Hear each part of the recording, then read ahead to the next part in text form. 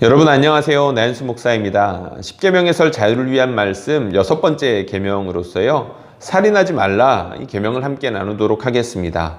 살인하지 말라, 단순한 계명이죠. 적어도 문자적으로는 그렇습니다. 그런데 성경만 보더라도 이 6번째 계명을 단순히 문자적으로 누군가를 고의로 살해하지 말아라 라고 이 정도 수준에서 이해하는 것 같지는 않습니다. 더 크고 풍성하게 이렇게 적극적으로 해석하는 내용들이 성경 곳곳에 있는데요. 오늘은 바로 이것을 중점적으로 살펴보려고 합니다. 특별히 예수님께서 이 살인하지 말라는 계명을 적극적으로 해석하신 부분이 있는데 그것을 중심으로 여러분들과 나눠보려고 합니다. 살인하지 말라, 이 계명을 적극적으로 해석할 수 있다. 이게 무슨 말일까요? 이것을 이해하려면 십계명이 하나님의 모든 말씀의 요약, 특별히 하나님의 도덕법의 요약이다. 십계명에는 이런 성격이 있다. 이것을 우리가 이해하지 않으면 우리가 적극적으로 해석한다는 말을 이해하기가 어려울 수 있습니다. 그런데 여러분, 우리가 첫 시간에 했던 것 같은데요. 십계명은 하나님께서 모든 사람들, 특별히 자기 백성, 이스라엘 백성에게 하나님의 백성으로서 이렇게 살아라 라는 수많은 말씀들을 주셨는데 그 모든 말씀을 요약해 놓은 것과도 같은, 그러니까 삶의 원리와도 같은 차원에서 주신 말씀이 십계명이다 라고 말씀을 드렸습니다.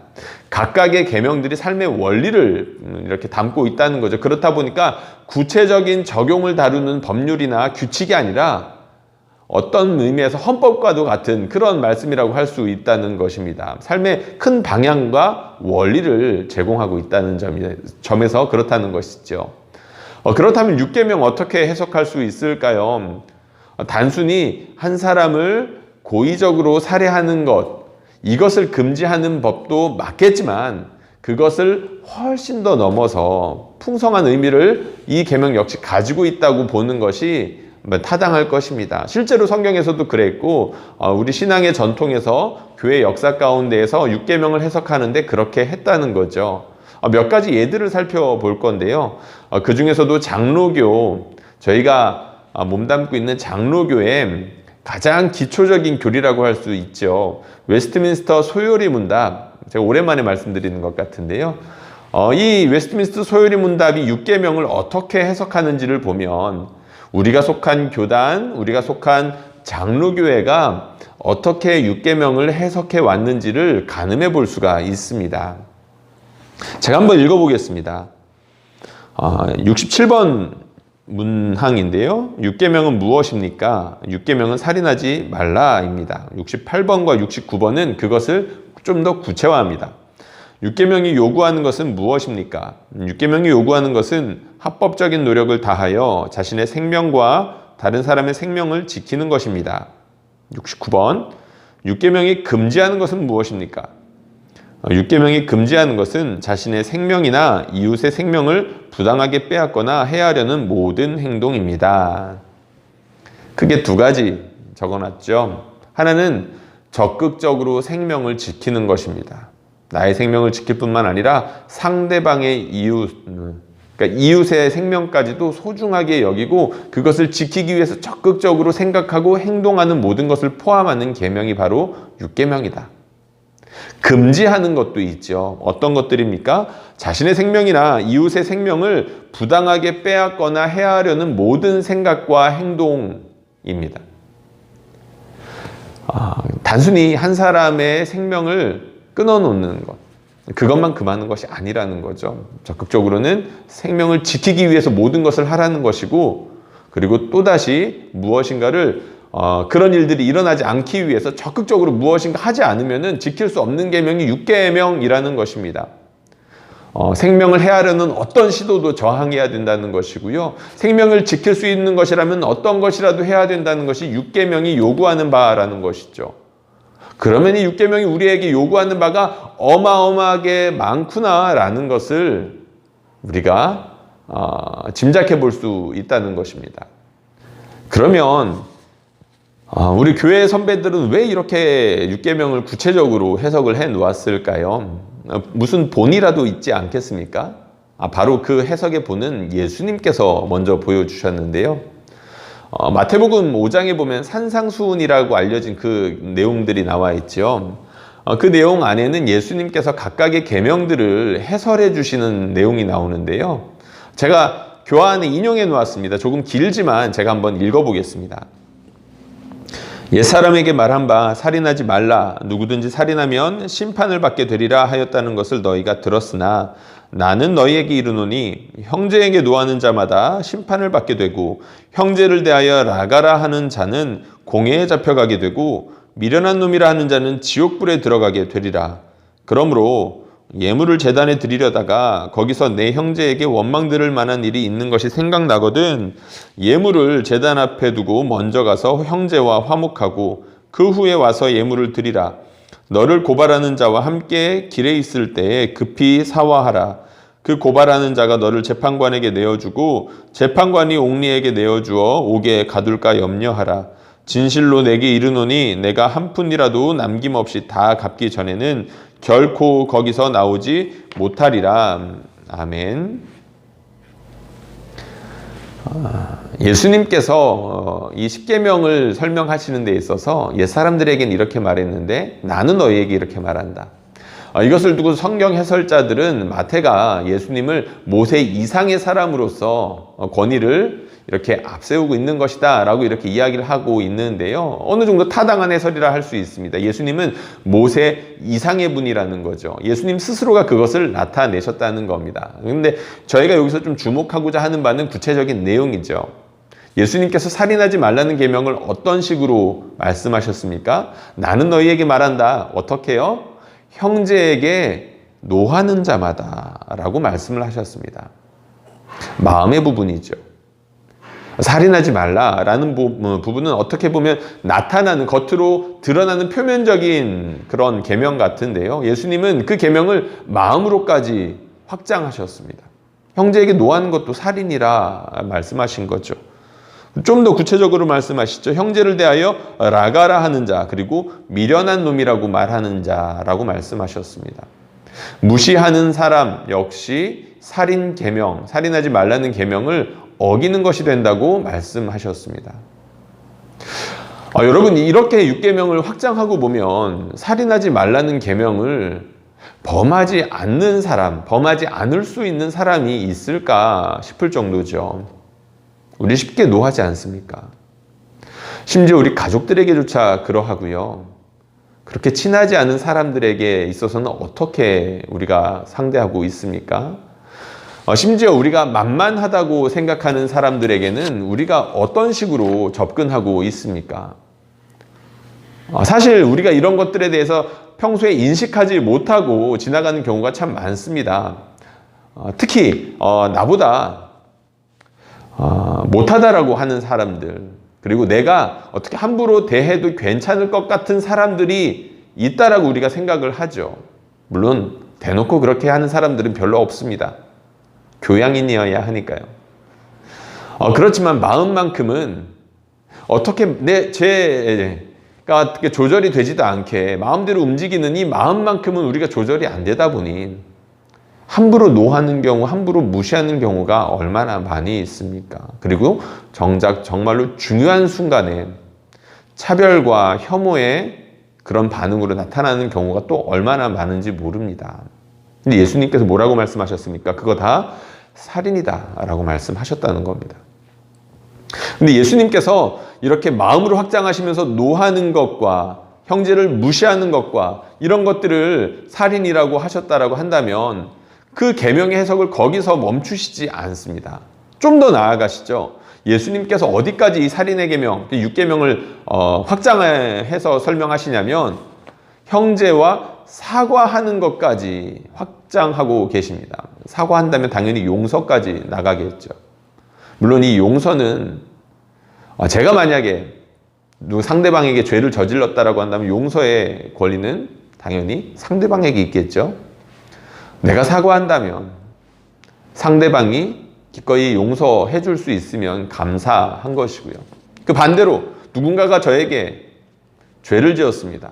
크게 잘못했습니다. 그렇다면 우리 주님께서는 저에게 어떻게 요구하십니까? 70번씩 7번이라도 용서하라고 말씀하시죠.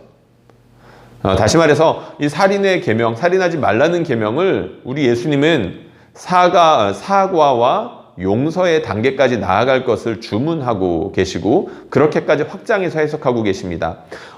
모세는 살인하지 말라고 했지 사실 이 계명의 뜻은 이런 거야. 형제를 함부로 상대하지 말아야 돼. 형제에게 함부로 노하면 안 되고 함부로 무시하면 안 된다는 거야. 그리고 혹시라도 너희가 그렇게 한 적이 있어서 형제를 가슴 아프게 하고 소외시킨 적이 있다라고 한다면 급히 달려가서 용서를 구하렴. 그리고 너희가 서로 화해하는 단계까지 나아가는 그것이 바로 살인하지 말라는 계명을 지키는 것이야 라고 예수님께서 해설해 주시고 적용해 주신 것이다 라고 할 수 있습니다. 예수님께서는 이처럼 형제에게 노하는 것, 형제를 함부로 무시하는 것까지 살인이라 말씀하셨고 혹시라도 그렇게 한 적이 있다면 급히 사과하고 화해하기를 간절히 요청하셨습니다. 이것이 육계명을 지키는 것이라고 말씀하신 것이나 다름없습니다. 그렇다면 이것을 우리는 오늘날에 우리에게 어떤 식으로 적용할 수 있을까? 사실 예수님의 말씀을 거의 그대로 적용할 수 있겠죠. 이것을 제가 공부하고 어떤 해설들이 있는지 이렇게 살펴보는 중에 저에게 굉장히 인상 깊게 다가온 자료가 하나 있었습니다. 그것은 다름 아닌 영화였는데요. 데칼로그라는 제목의 영화였습니다. 여러분 개인적으로 혹시 보실 수 있다면 검색해서 한번 그 자료를 찾으시고 구매해서 한번 보실 수 있으면 너무 좋겠는데요. 각각의 계명들을 이렇게 풀어서 영화한 것이라 할 수 있습니다.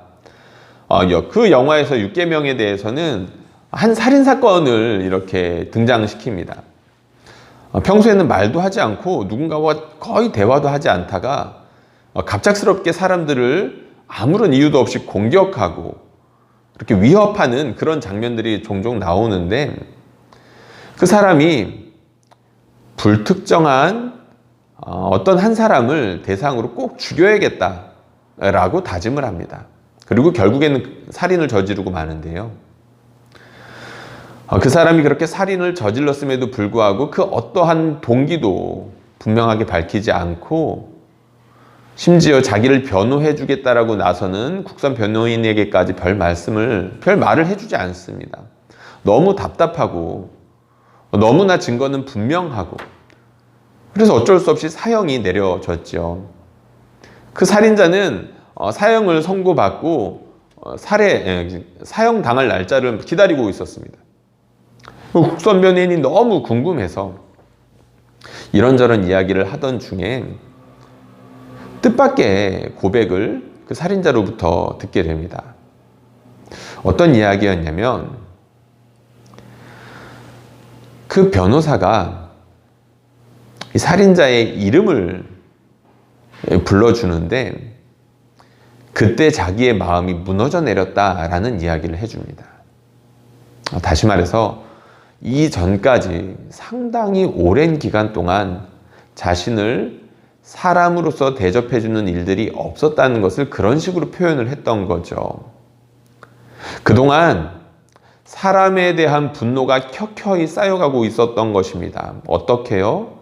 인정받지 못하고 사랑받지 못하고 관심받지 못하는 시간들이 길어지면서 구체적으로 누군가에게 이름을 불리지 못하는 가운데 사람을 향한 분노가 쌓여가고 있었던 것이고 그것이 결국에는 살인으로 표출이 되었다는 것을 그 영화는 보여주고 있습니다. 결국 그 사람이 살인을 저지른 것은 맞지만 그 전부터 그 주변의 사람들에게 의해서 이 사람은 인격적인 살인을 당하고 있었던 거죠. 그것을 그렇게 아주 절묘하게 표현을 했던 겁니다. 그리고 사형제도에 대해서 굳이 이렇게 밝혔던 것은 이 살인하지 말라는 계명과 사형제도가 과연 양립할 수 있는가에 대한 이야기를 하고 있습니다. 물론 여기에 대해서는 교회 역사 가운데 여러 가지 논쟁이 있어 왔습니다. 물론 지금까지도 그러하죠. 이에 대해서는 이제 잠시 후에 잠깐이라도 이렇게 좀 언급을 하고 넘어가려고 하는데요. 어쨌든 그 영화에서는 살인에 대한 깊은 통찰을 줍니다. 무엇이 살인이냐? 과연 물리적으로 사람을 죽이는 것만이 살인이냐? 아니면 그것을 넘어서 인격적으로 대하지 않는 그 모든 것들이 살인에 해당할 수 있느냐라는 묵직한 질문을 던진다는 것이죠. 요즘에 현대에 접어들면서 이 세상이 어떻게 돌아가고 있습니까? 그야말로 기계적으로 돌아가고 있죠. 사람이 일을 하고 있지만, 사람이 살아가고 있지만, 사람과 사람 사이에 연결되는 것은 점점 끊어지고, 안타깝게도 비인격적인 그런 일들, 작업들만 끊임없이 진행되고 있는 것이 이 세계이기도 합니다. 그런 가운데 무수한 살인들이 일어나고 있다는 것을 그 감독이 절묘하게 통찰력 있게 꼬집고 있다는 것이죠. 그렇다면 이 6계명 우리에게 어떻게 적용할 수 있을까요? 제가 여러분들 교환에 크게 두 가지 차원에서 말씀을 드렸습니다. 하나는 소극적인 차원이고 두 번째는 적극적인 차원입니다. 물론 소극적인 차원은 단순하게 문자적인 차원에서 이 계명을 지킨다는 거죠. 살인을 저지르지 않는다는 겁니다. 제가 여러 가지 통계들을 이제 말씀을 드리려고 하는데요. 실제로 우리나라 대한민국에서 1년 동안 일어나는 살인사건 숫자가 얼마나 됐는지 아십니까? 수년 동안 약 1000건에서 왔다 갔다 하는 것 같습니다. 1년에 1000건 정도의 살인사건이 있다는 거죠. 물론 살인 미수를 포함한 그런 사건들을 이야기합니다. 그러면 실제로 그 살인사건으로 인하여서 사람이 죽는 숫자는 몇이나 될까요? 약 300명 내외라고 합니다. 그러니까 하루에 1명 정도가 이 살인하지 말라는 계명을 어김으로 인하여서 실제로 사람을 죽이고 죽고 하는 일들이 일어난다는 겁니다. 이거 하지 말라는 겁니다. 하나님의 형상이 믿든 안 믿든 모든 사람에게는 배어 있지요.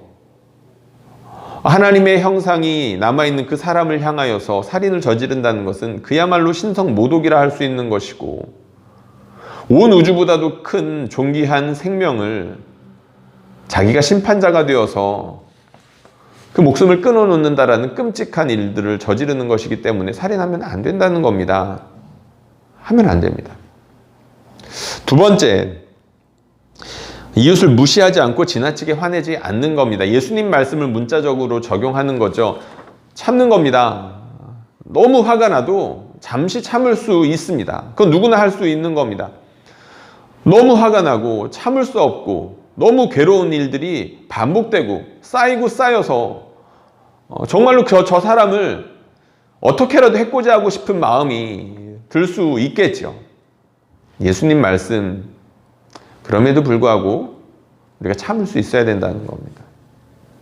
이 부분에서 우리가 많이 넘어지겠지만 6계명은 이것을 우리에게 요구하고 있습니다. 화내지 말라는 것이죠. 함부로 무시하지 말라는 것입니다. 소극적인 차원에서 우리가 이 말씀을 지키면서 6계명을 지킬 수가 있는 겁니다.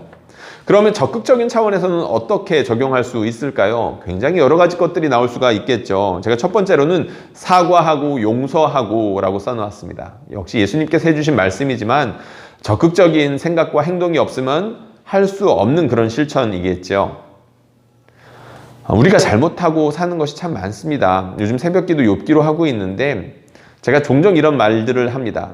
때린 사람은 몰라도 맞은 사람은 알아요. 여러분도 마찬가지 아닙니까? 내가 누군가에게 상처를 입었던 것들 생각 많이 나죠. 그러나 우리가 누군가에게 해를 끼친 것들은 잘 생각나지 않습니다. 은연중에 그러는 경우가 많기 때문이죠. 우리 하나님께서는, 우리 예수님께서는 성령님을 통하여서 우리 양심에 가책을 주십니다. 찔리게 하시죠. 우리의 일상을 조명해 주시면서 주의 뜻을 거스르는 것 혹은 거슬렀던 것에 대해서 알려주십니다. 우리가 기도할 때 딴 거 하는 것이 아니라 그런 일들을 돌아보기도 하는 것이겠죠. 그렇게 하나님께서 우리에게 깨닫게 해주시는 것, 우리의 양심을 자극하시면서 형제를 무시하고 함부로 대했던 것들이 생각난다면 적극적으로 사과해야 합니다. 잘못했다라고 용서 구할 수 있어야 된다는 거죠. 물론 이것이 반복되면 안 되겠지만 그럼에도 불구하고 우리가 잘못한다면 용기를 내서 사과를 구하는 것, 이것이 6계명을 지키는 좋은 방법입니다. 그리고 누군가가 나에게 용기를 내서 사과를 한다면 기꺼이 용서해 줄 수 있는 것이 6계명을 지키는 것이겠죠. 그리고 두 번째는 작은 자, 보이지 않는 사람들을 예수님처럼 상대하기라고 써놓았습니다. 성경에 보면 작은 자라고 많이 나옵니다. 실제로 키가 작다는 얘기가 아니겠죠.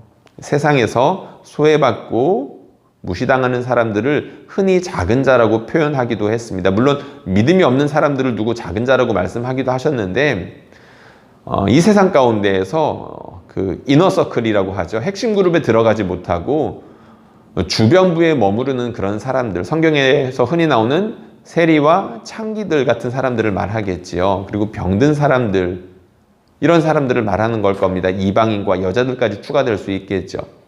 어쨌든 그런 사람들, 성경에서는 작은 자라고 말하고 있는데요. 그런 사람들의 특징이 무엇인지 아십니까? 주변부에 머물다 보니까, 핵심에 있지 않다 보니까 잘 보이지 않는다는 겁니다. 점점 잊혀져 가고 다른 사람들에게 보이지 않게 되면서 스스로를 어떻게 생각하게 되겠습니까? 스스로를 작게 생각하게 되고 없어도 되는 존재로 생각하게 되는 거겠죠.